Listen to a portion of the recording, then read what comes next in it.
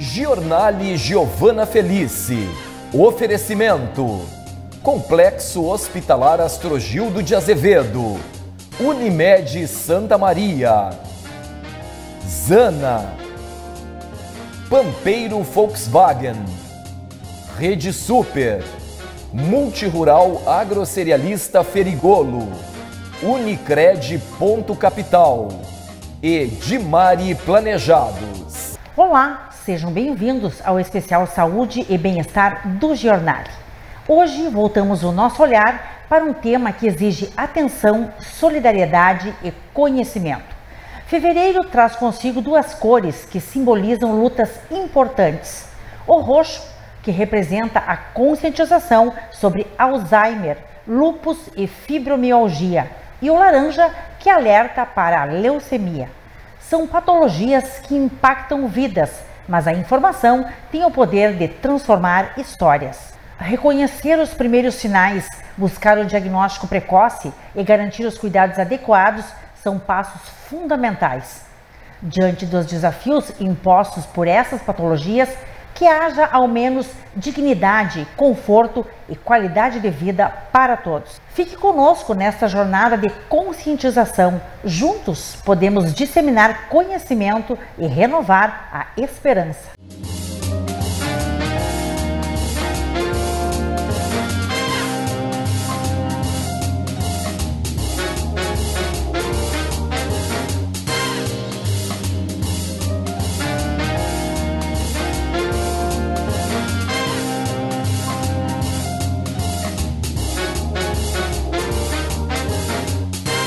Olá! Abrimos esta edição especial Saúde e Bem-Estar do Giornale, dedicando-nos ao Fevereiro Laranja, campanha que busca conscientizar sobre a leucemia, seus diferentes tipos, sintomas e tratamentos. Além disso, destaca a importância da doação de sangue e medula óssea, fundamentais para muitos pacientes que enfrentam a doença. Para aprofundar essa discussão, recebemos em nossos estúdios a médica hematologista e hemoterapeuta doutora Aletheia Zago, uma referência na área. Formada em medicina pela Universidade Federal de Pelotas, a UFPEL, com residência médica no Hospital de Clínicas de Porto Alegre, mestrado em epidemiologia pela UFPEL e doutorado em saúde e comportamento pela Universidade Católica de Pelotas, a UCPEL.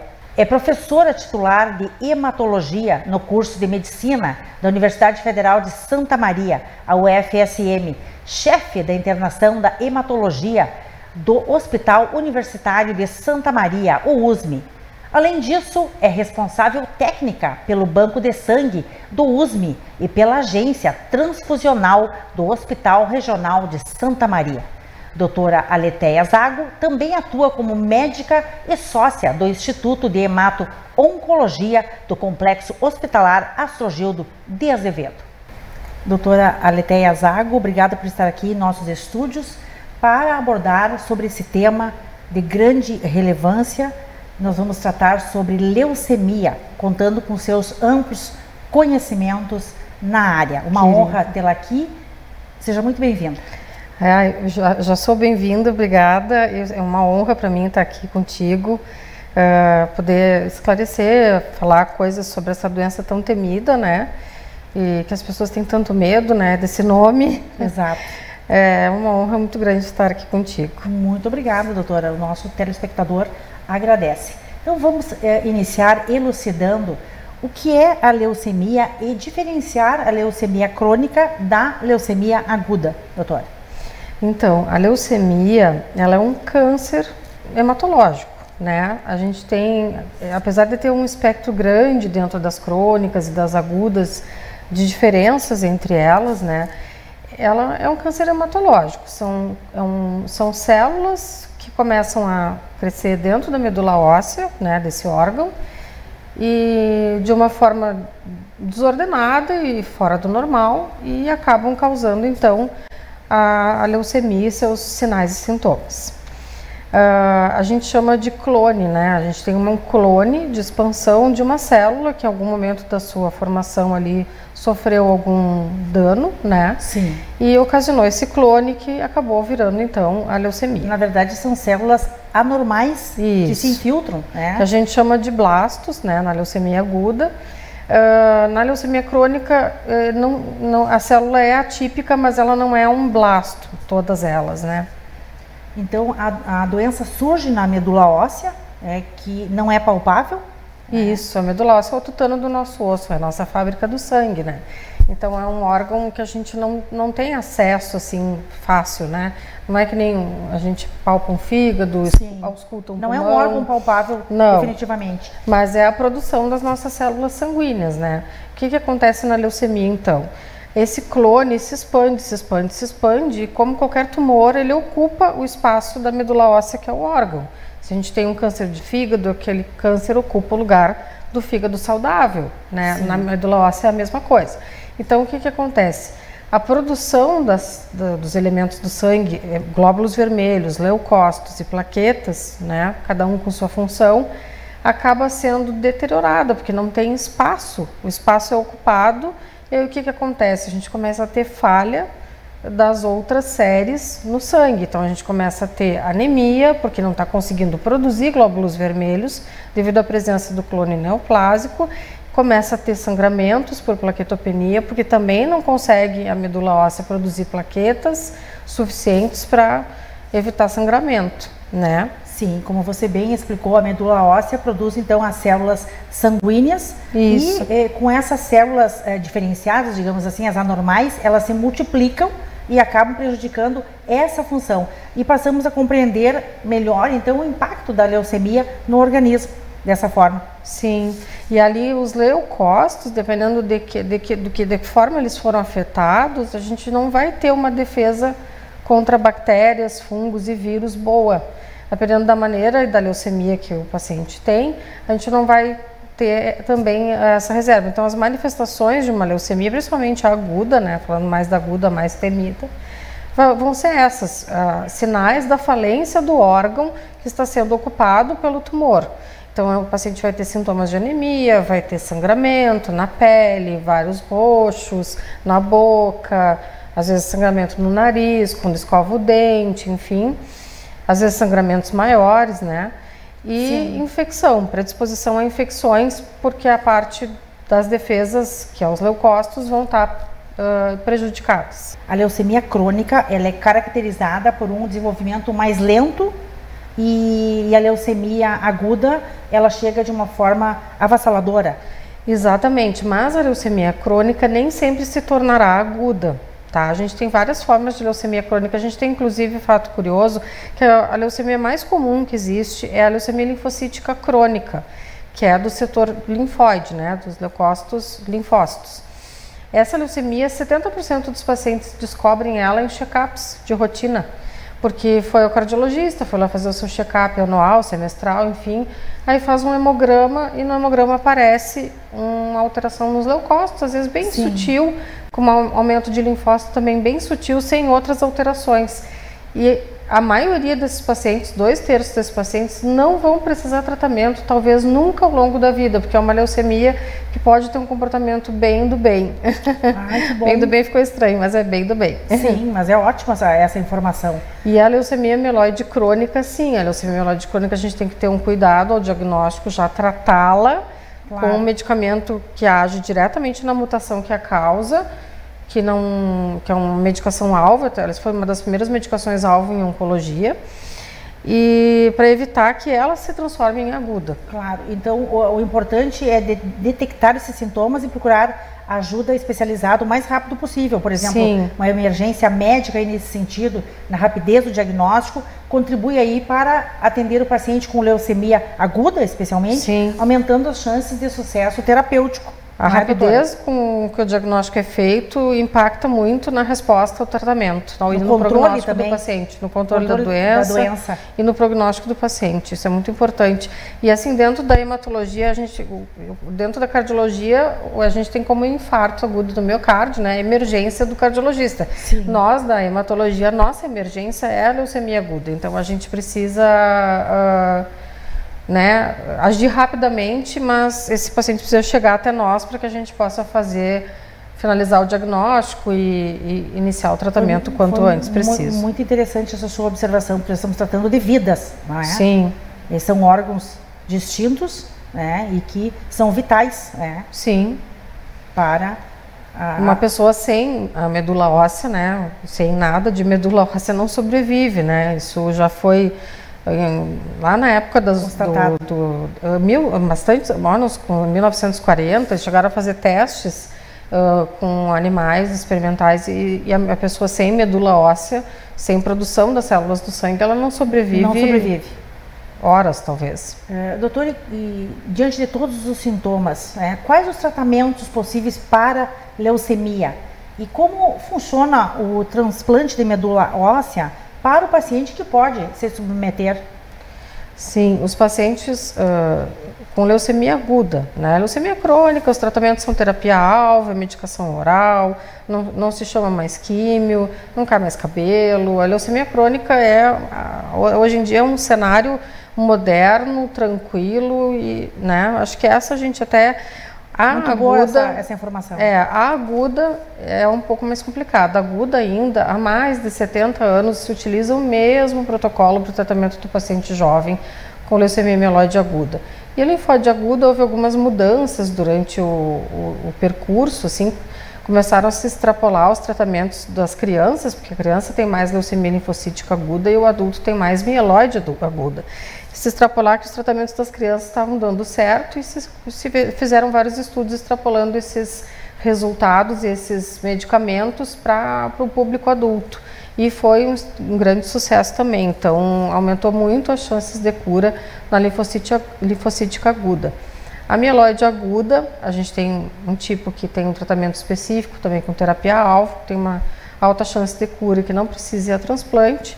Mas os outros pacientes todos de mieloide aguda ou leucemia linfocítica aguda de alto risco, a gente classifica em baixo, alto risco, tem que passar pelo transplante para se almejar a cura, né? Bem, para os tratamentos deve-se considerar os tipos de leucemia, as condições clínicas do paciente, condições gerais, a idade do paciente. Sim. Tudo isso vai influenciar no índice de cura. Isso, exatamente. Os pacientes mais jovens que são podem ser submetidos a transplante, aumenta a chance de cura. O paciente idoso, hoje em dia tem um tratamento muito tranquilo para o paciente idoso, assim, que geralmente a leucemia aguda no idoso, ela é mais, mesmo aguda, ela se instala de uma forma mais sutil. Sim. Então esse paciente ele tem um tratamento bem estabelecido na literatura, bem bom, que já está sendo até estudado para ser utilizado nos mais jovens e que torna eles capazes de ter uma qualidade de vida boa, mas né, não dá para dizer assim que vai ser a mesma coisa, né? Mas uma qualidade de vida boa e inclusive podendo fazer o tratamento sem ter que estar hospitalizado, usando tratamento oral e subcutâneo em casa. Perfeito. Bem, a campanha Fevereiro Laranja é um apelo para o cadastramento, para a doação de medula óssea por meio do REDOME, que é o Registro Nacional de Doadores de Medula Óssea. Uhum. Como funciona, doutora, A gente tem um registro nacional e internacional, né? Então, esse registro ele é de acesso nacional e internacional. A gente busca, através desse registro, as pessoas que cadastraram lá o seu sangue, fizeram uma tipagem, que chama tipagem HLA tipo 1, que é uma tipagem, é uma forma de tu ver a genética da pessoa, tá? É uma forma, é nos leucócitos, é um exame que coleta um tubinho de sangue bem simples, é um exame de rastreio. Aí, através daquele exame, se a gente coloca um paciente no REREME, que é o banco de receptor, ele procura nesse banco todo, nacional, internacional, um doador que seja compatível nesse HLA tipo 1 com a pessoa que precisa receber o transplante. Hoje em dia, graças às várias campanhas que aconteceram durante vários anos, assim, o número de doadores aumentou muito, né? Então, sendo até que no Brasil a idade limite para se cadastrar no REREME agora é 35 anos, de um tempo para cá, um ano e pouco para cá, porque o banco realmente cresceu bastante, assim, então aumentando bom. muito a chance das pessoas que não têm doadores dentro da família, então, né? Reforça a importância da solidariedade, da conscientização, né? Sim. Da doação de medula óssea, que pode salvar vidas, e de fato salva vidas, né? Principalmente quando não há compatibilidade entre os familiares, não é? Hoje mesmo estamos preparando para amanhã fazer uma coleta de uma doadora do Redome. Ela, obviamente, é sigilo médico, a gente sabe o nome da pessoa, Sim. todos os dados que a gente precisa, mas nós que vamos coletar a medula amanhã não sabemos para quem essa medula vai. Essa medula vai ser entregue para uma pessoa que virá buscá-la, e a gente não sabe quem vai ser o receptor, não sabe nem para que local do país ou do mundo às vezes vai. Às vezes a gente fica sabendo, essa medula é internacional, vai para os Estados Unidos, vai para a Áustria, enfim, mas já aconteceu lá conosco, mas às vezes a gente não fica sabendo nem para que destino ela vai. Sim. Mas a gente é habilitado aqui no Hospital Universitário a fazer a coleta, então amanhã nós teremos uma coleta de uma moça, eu sei que é uma moça, que se cadastrou como doadora voluntária e vai doar voluntariamente para uma pessoa que ela não conhece, salvando então uma vida. Que atitude, né? Solidariedade, consciência, não é? Realmente muito bonito, é o altruísmo, né? O altruísmo é uma coisa, é o que motiva as pessoas a doarem sangue para pessoas que elas nem conhecem, é o que motiva as pessoas a participarem de campanhas de solidariedade, de coisa. O altruísmo é uma coisa genial, assim, fundamental, né? E fundamental para que uns ajudem aos outros, né? Nas coisas que se precisa. Realmente. E toda e qualquer doação é muito importante, não é, doutora? Por exemplo, a doação de plaquetas por aférese, quando nós estávamos tratando sobre a entrevista, é particularmente importante. Isso. Gostaria que você aprofundasse sobre esse assunto. Assim, existem a plaqueta, a gente retira uma única unidade de cada bolsa de sangue que é doado, né? A doação de sangue convencional. Essa uma unidade, ela não dá nem para um bebezinho. A gente precisa de um pouquinho mais de unidades para juntar, para poder formar um pool, que a gente chama de plaquetas, tá? Então, o adulto, o pool é fixo, é 6 unidades. Então, são 6 unidades de plaquetas vindas de 6 doadores. O que é a plaqueta por aférese? A pessoa fica numa máquina, né, confortável, um acesso no braço, procedimento super tranquilo, ainda mais com as máquinas modernas, e a máquina separa somente as plaquetas e coloca numa bolsinha já filtrado, preparado, e aquela plaqueta praticamente prontinha ali, e de um doador só, o que é muito bom para os nossos receptores transplantados, principalmente, porque não ficam sensibilizados a anticorpos que existem no nosso sistema sanguíneo, né? E pode tratar um único paciente. Isso. É resolutiva essa doação. Isso. Às vezes uma doação de aférese tem um volume tão bom, sou um doador saudável, uma pessoa, né, que a gente consegue dividir até para aquela aférese para 2 pessoas. Muito importante. Então é bem importante, é uma coisa que as pessoas desconhecem um pouco, assim, né? A pessoa está acostumada, vamos doar sangue. Por que não doar plaquetas? É tão legal. E ajuda tanto. Vocês veem que diferença. Uma pessoa doando, às vezes a gente consegue aquela bolsa de plaqueta dar para 2 pessoas.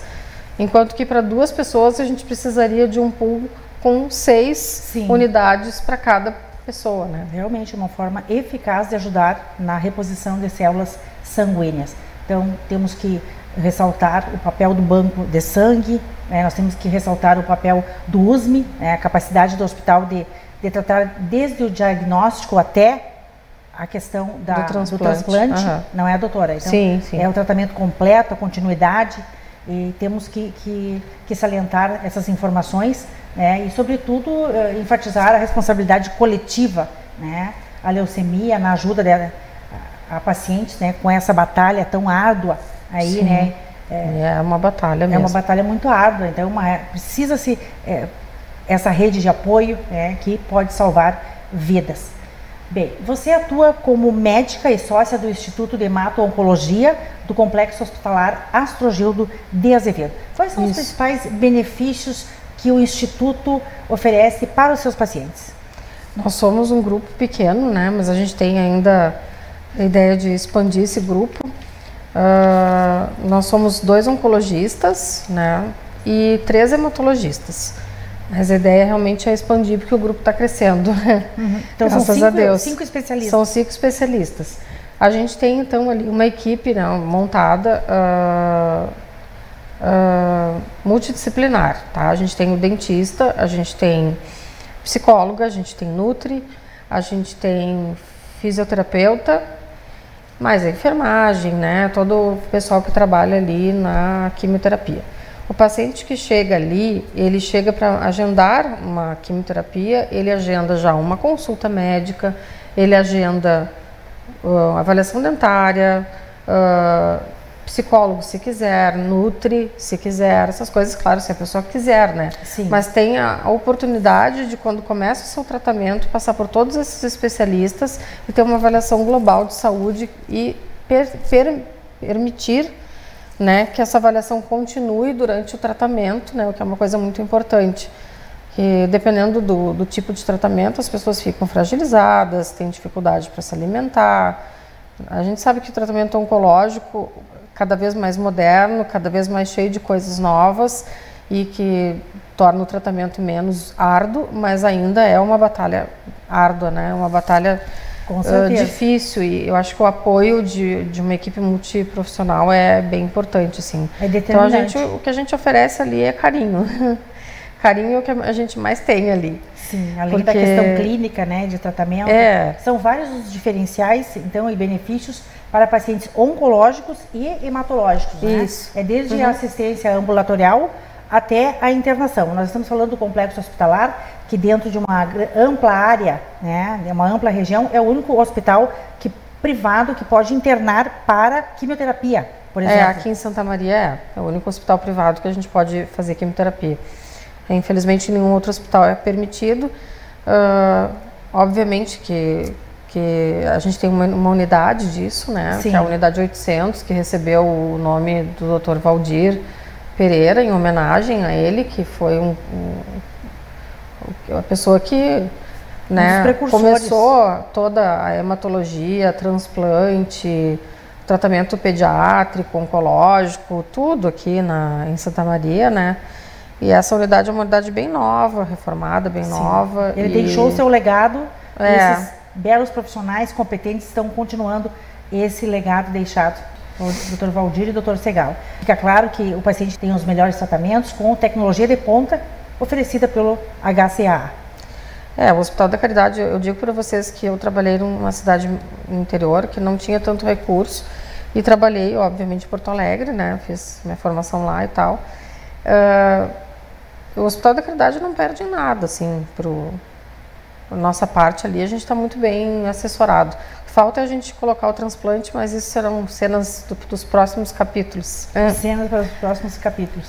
E o que você diria para o seu paciente que está com leucemia hoje, para encerrar a nossa entrevista? Vamos vencer essa, né? Eu acho que é isso. Vamos vencer várias pequenas batalhas para, no final, vencer a luta completa. Perfeito.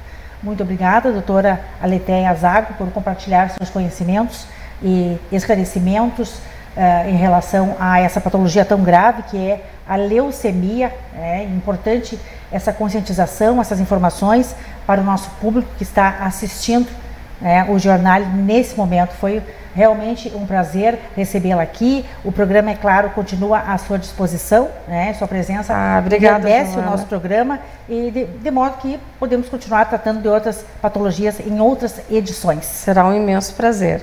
Muito obrigada. A seguir, o jornal recebe a médica reumatologista doutora Márcia Scalcon. Volto em instantes.